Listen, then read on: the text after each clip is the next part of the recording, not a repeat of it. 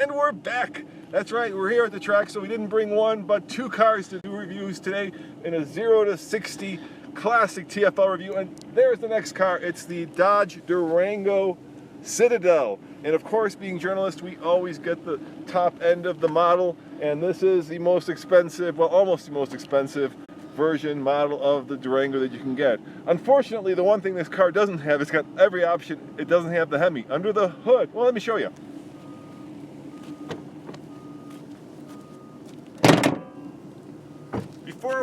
Before I take you on the 0 to 60 test, I want to show you what's under the hood and kind of give you a quick walk around the car. So under the hood is, of course, a Pentastar V6. In the Durango, it makes 293 horsepower.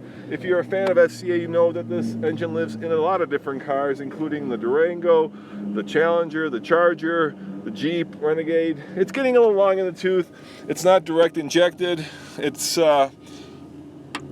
an engine that's kind of the workhorse of the FCA brand. We had this actually in a 1500 Ram as well, so it's in a lot of different vehicles in the FCA brand. Let me take you inside. Let me show you the inside of the Citadel. Come on in with me.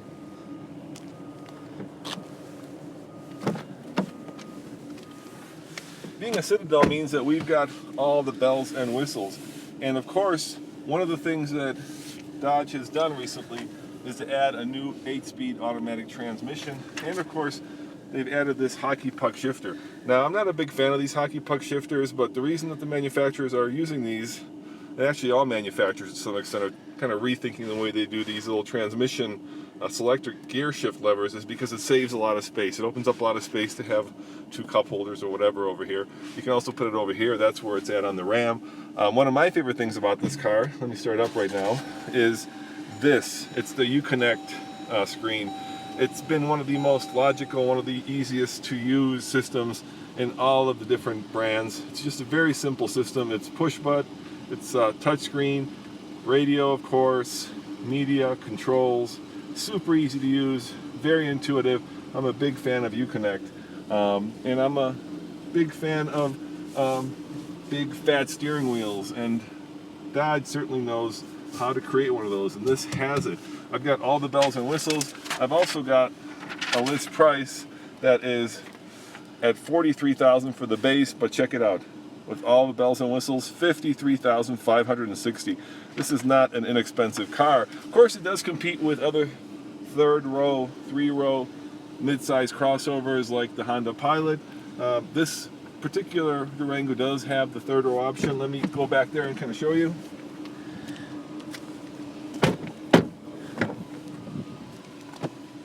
This is the second row, and back there I have a third row. Now, I also have, look at this, for the kiddos, I have a complete AV system, so if you got a lot of kids and you need to keep them entertained, this is a good vehicle to do it in. I do like this sand-colored leather.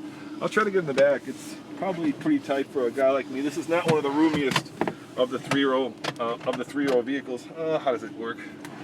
See, I'm in so many cars that sometimes I don't. Oh, here it is. That was easy. Look for the big red strap. That's how you do it. All right, let's give it a shot. Jump in back here. Watch my feet. Oh, definitely for the kiddos. Look at my head. I do not fit. I do have air vents back here, though, which is a nice feature. So I do have some comfortable HVAC potential in the back. And let's go look in the way back. See how much room there is with the third row seat. You know, Dodge has attitude and they have style, and of course this Durango is no exception to that. But what you make up in style and attitude, you sometimes lose in utility, and there's not a lot of room back here when you do have that third row. Oh yeah, keep in mind, Dodge FC always puts their little controls on the side. A lot of them manufacturers put them up here, but there you have it. All right, Ian, let me do a 0 to 60 run without you in the car, and then I'll come in and get you and you can join me, because we want to do one so that you have a sense of how fast it is, because once Ian's in the car with me, Ian, how much do you weigh? A couple hundred pounds? For sure. We're going to get more weight. But let me do it by myself, and then I'll have you guys join me. So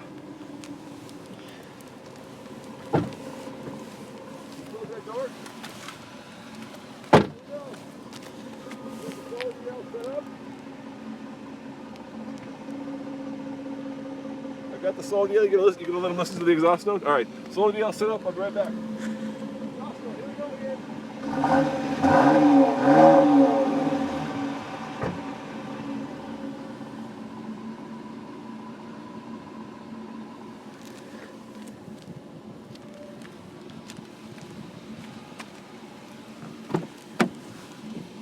Just finding the satellites again so we can, okay, we're good to go. We'll put in drive. I'll be right back, guys. I'll let you know.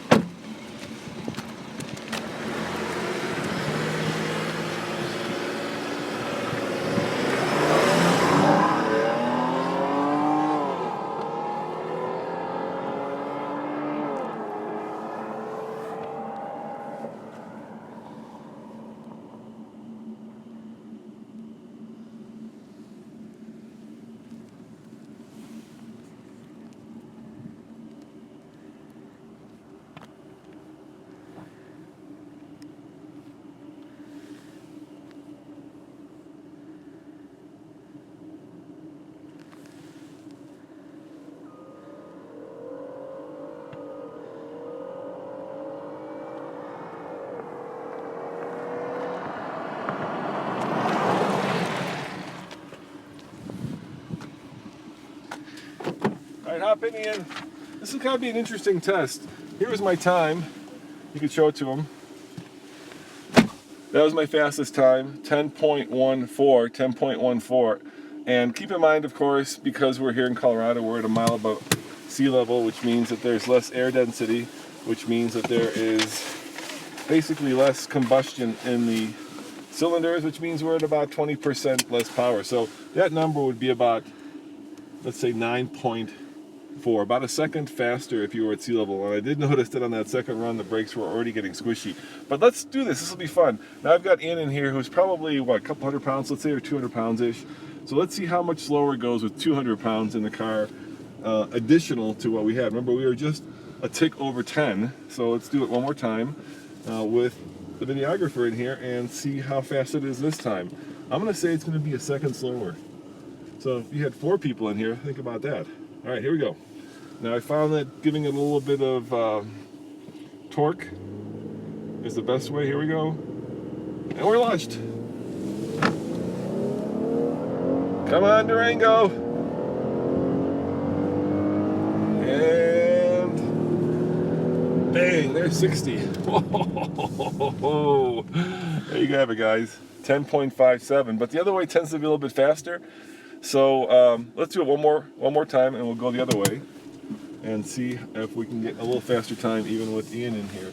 So this is about a 9-second car. I mean, it's a big, heavy crossover. And yes, I understand that this is not the kind of car that people are going to be doing 0 to 60s in. But, you know, we do this because you guys might want to know how fast the car will accelerate onto an on-ramp on the highway, or how fast it'll go when you're doing an impromptu drag race. I know you never do that, but we'll do one more and just see if it's a little faster going this way. Once again, brake torque it, and boom! There we go. Here's 50. Come on, Durango. Oh, that's gonna be close. 60. Oh, that was slower. 10.79. 10.79.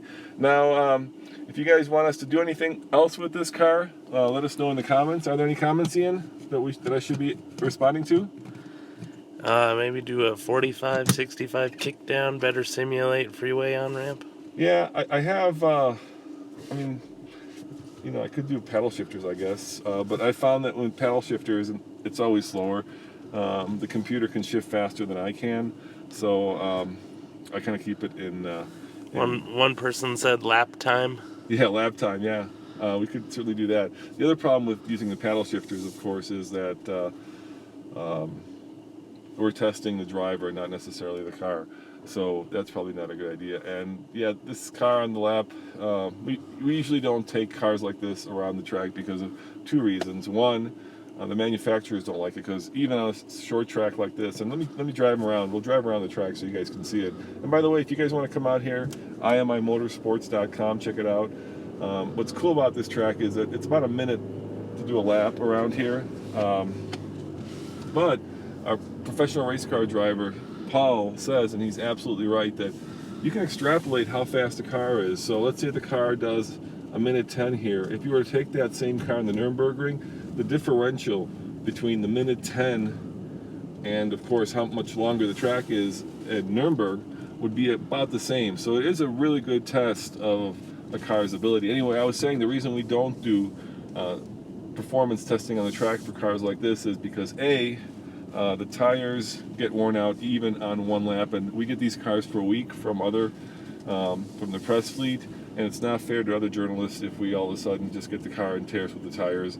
It makes the manufacturers grumpy, and secondly, this is a car that's never going to go on the track, right? So one person asked about the MPG. I'm not sure what it proves. MPG, well, according to the Monroney, we're supposed to be getting 21 combined, 18 on the highway, 18 in the city, 25 on the highway. Let me see if I can zip through this thing here. This is sport mode. There's a sport mode. We haven't done the sport mode, but usually it doesn't make a difference. We could do a sport mode. I'm going through the screens here, trying to get the MPG we're getting. All right, we're getting 18.8, and you can show them right there. So 18.8. And you know what? Since we're on the racetrack, let's do one more 0 to 60 run with the sport mode on, just to show you guys that it really should make a difference. But we'll do one last one, and then we'll call it done. We'll put a fork in it. So one more time, 0 to 60 in the Dodge Durango Citadel, this time with the sport mode engaged. And I bet you it's going to be about the same. So here we go. You ready, Ian? All right, I'm on the straightaway. Okay, here we go. Boom! Yeah, I'm pushing as hard as I can. Yeah, it might be better. Seems like it's shifting a little bit higher. Bam, and there's 60. Whoa, almost went off the track. There you go, about the same. So that's 3 runs. It's just, figure it's about a 10-second car. As always, guys, thank you for watching. Check out tflcar.com and tfltruck.com for more news, views, and of course, real-world reviews. And let us know in the comments below if you like these live video 0 to 60 reviews. The reason we do them is because we can actually show a lot more car testing than we could normally show, because if we had to record this and then import it, then edit it, then export it, then upload it to YouTube, it would just take a lot more time, and this is a little bit more efficient. Of course, the quality suffers, and we understand that, but that's something we can't control. That's something that YouTube is doing. So we think it's kind of behind the scenes. We think it's a great way to bring you guys kind of onto the team, and that's why we started TFL Now. TFL Now was specifically started to do these live videos so that you guys can kind of get a behind the scenes look at what our testing procedures are like. As always, this is Roman reporting for the Fast Lane Car. Check out tflcar.com for more news, views, and of course real world reviews. And see you guys next time. Ciao.